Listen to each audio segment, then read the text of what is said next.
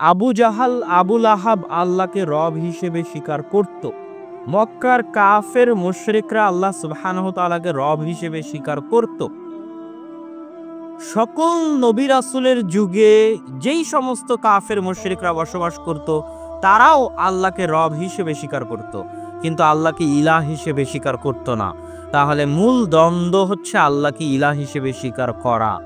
এই জন্য কালেমা কখনো এটা বানানো হয়নি যে লা রব্বা ইল্লাল্লাহ, আল্লাহ ব্যতীত কোনো রব নেই, বরং কালেমা এটা বানানো হয়েছে যে লা ইলাহা ইল্লাল্লাহ, আল্লাহ ব্যতীত কোনো ইলাহ নেই।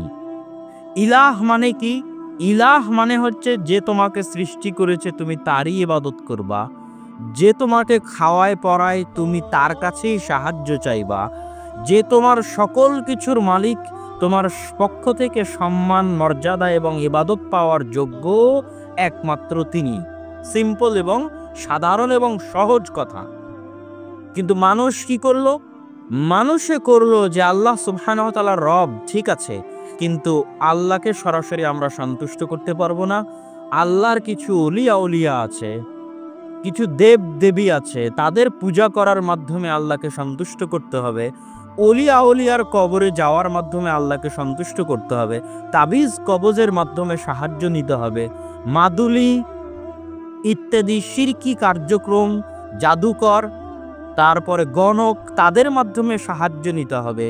এই ধ্যান ধারণা যখন মানুষের মনে পোষণ করলো, তখন মানুষের উলুহিয়তের দাবি এবং দাওয়া কেটে গেল। তাহলে এতক্ষণ আমরা আল্লাহ সুবহানাহু তাআলার বিস্তারিত পরিচয়ে যাওয়ার আগে সারমর্ম স্বরূপ কয়েকটা কথা মনে করতে পারি। এক, আল্লাহ সুবহানাহু তাআলা রব হিসেবে একক ও অদ্বিতীয়। আল্লাহ সুবহানাহু তাআলা ইলাহ তথা ইবাদত পাওয়ার যোগ্য হিসেবে একক ও অদ্বিতীয়। আল্লাহ সুবহানাহু তাআলা তার নামে এবং গুণে একক ও অদ্বিতীয়।